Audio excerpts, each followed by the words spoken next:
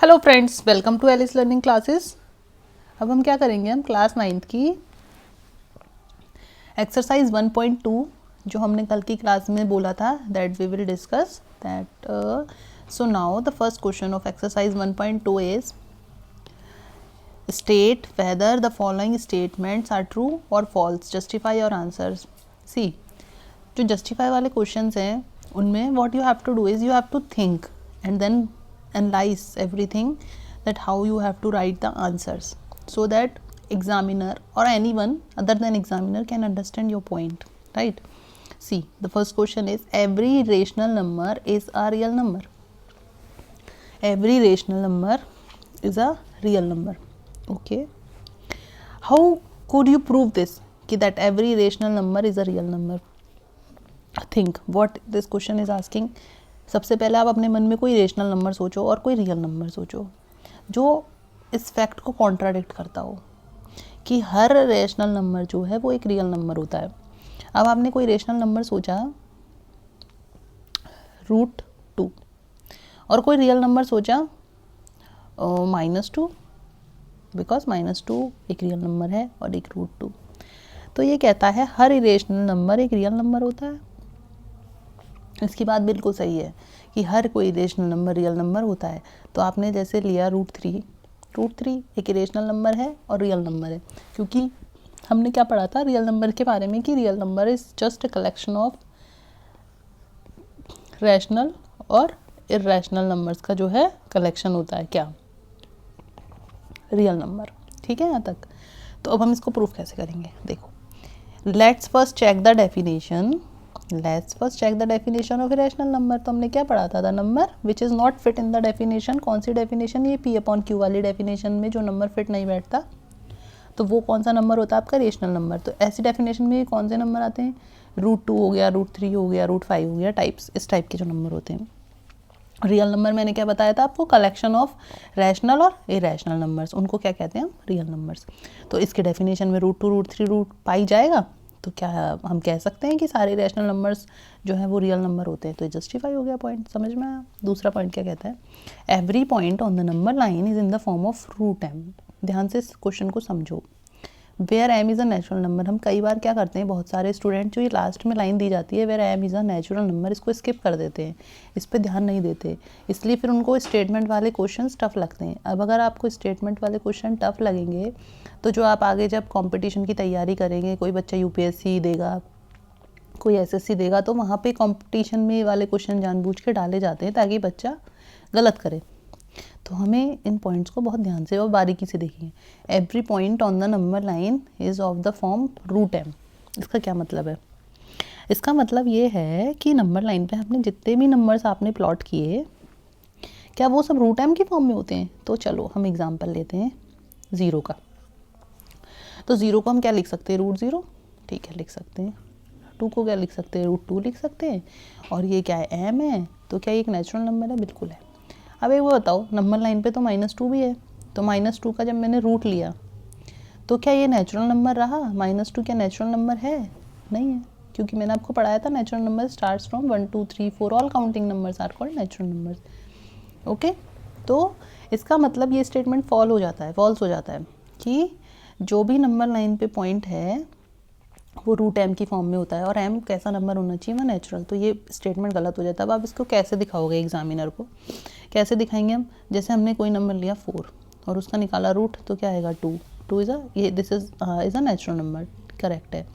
अब आपने लिया कोई नंबर √2 का वैल्यूएशन होता है 1.414, तो क्या √2 नेचुरल नंबर है, क्या √2 नेचुरल नंबर है, क्योंकि इसने कहा सारे नंबर जो है इस फॉर्म में ही एग्जिस्ट करते हैं। तो क्या √2 नेचुरल नंबर है, नहीं है, तो ये गलत हो जाएगा। इसी तरह से हमने -4 लिया, सपोज -4 लिया, या फिर आप इसको ऐसे भी समझ सकते हो, इसको हटा देते हैं, आप इसको समझो। आपने नंबर लिया -4, फिर इसने कहा आप इसका स्क्वायर रूट करो, आपने स्क्वायर रूट करा, फिर इसने कहा है this is a natural number, but ये तो नहीं है। हमें पता है कि जो नेगेटिव नंबर्स होते हैं वो तो नेचुरल नंबर नहीं होते हैं, नंबर लाइन पर तो होते हैं पर वो नेचुरल नहीं होते हैं। तो हमने उनका स्क्वायर रूट लिया तो वो कैसा नंबर बन जाएगा, कॉम्प्लेक्स बन जाएगा, ना कि नेचुरल। तो ये स्टेटमेंट आपका कैसा हो जाता है, फॉल्स। ठीक है, अब आपका तीसरा क्वेश्चन क्या कहता है, कॉम्प्लेक्स नंबर्स के बारे में आप नेक्स्ट जो आपकी क्लास 10th आएगी उसमें देखेंगे। तो every real number is an irrational number, सारे रियल नंबर्स जो होते हैं वो कैसे होते हैं, इरेशनल। क्या सही बात है ये सही बात नहीं है, क्यों? अब आप कैसे जस्टिफाई करोगे अपने पॉइंट को? आप सबसे पहले थिंक अपॉन दिस कि रियल नंबर क्या होते हैं। तो real number is merely collection of rational plus irrational. तो ये तो अपने आप में वैसे भी क्लियर हो गया कि real number is collection of rational plus irrational. ठीक है, रियल नंबर क्या होता है आपका, कलेक्शन हो गया। तो इसने क्या कहा, सारे रियल नंबर इरेशनल होते हैं। तो ये बात तो वैसे भी सही नहीं हो सकती। अब हम इसको देखते हैं कैसे वो करेंगे प्रूफ। तो हमने एक रियल नंबर लिया क्या, 2। ठीक है, तो 2 हमने रियल नंबर लिया, तो 2 is a real number but it can not be irrational because हम इसको किस फॉर्म में लिख सकते हैं, P/Q की फॉर्म में लिख सकते हैं। तो ये तो प्रूफ हो ही गया कि को सारे रियल नंबर जो इरेशनल नहीं होते हैं। क्लियर है? आओ नेक्स्ट क्वेश्चन देखें क्या कहता है, are the square root of all positive integer is irrational.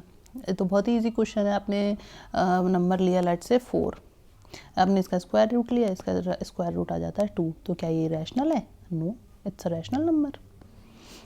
If not give an example of the square root, आपने दिया 9, इसका स्क्वायर रूट हो जाता है 3। तो इसका मतलब जितने भी पॉजिटिव इंटीजर्स हैं, पॉजिटिव इंटीजर्स का मतलब समझे थे, जो मिस्टर राम टर्न करके आए, मिस्टर राम जब सीधे सीधे गए थे तो उनको कौन मिला था, उनको पॉजिटिव नंबर्स मिले थे ना, उनको पॉजिटिव इंटीजर्स बोलते हैं। ठीक है, अब आपने रूट 4 किया रैशनल, रूट 9 रैशनल, तो ये तो वैसे ही गलत हो जाता है आपका क्वेश्चन। ठीक है, अब आपको स्लाइड में ऊपर नीचे करती हूँ तो इशू तो नहीं है।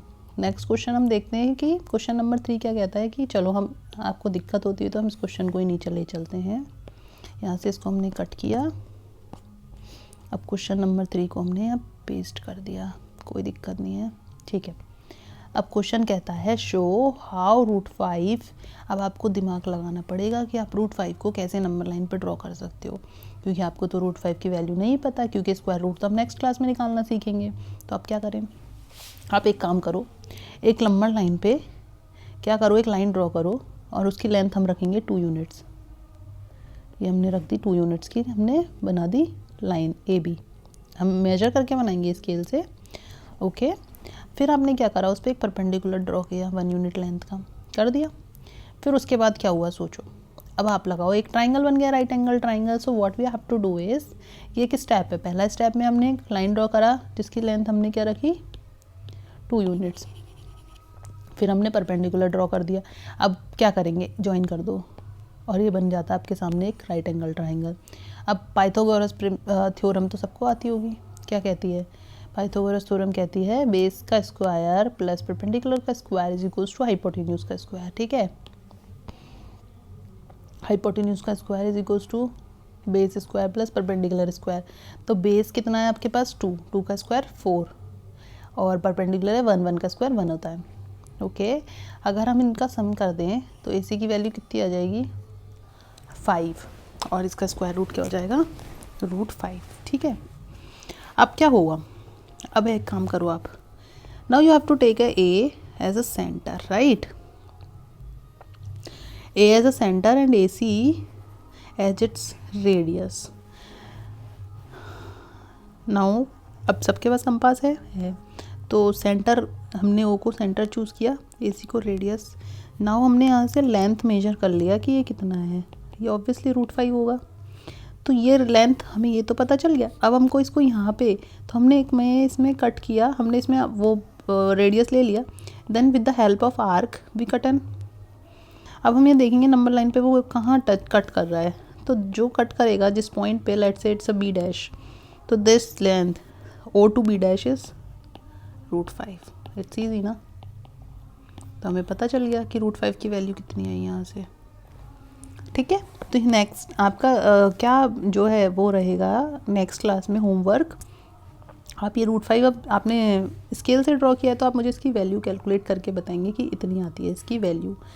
ठीक है, तो आज की क्लास में मैं सिर्फ इतना ही पढ़ाऊँगी, क्योंकि हर क्लास को हम छोटी रखेंगे और हर क्लास में हम थोड़ा थोड़ा जो है देखते रहेंगे। तो आज इस एक्सरसाइज 1.2 देख ली जैसे इसमें हमने, फिर नेक्स्ट क्लास में हम नया कॉन्सेप्ट सीखेंगे।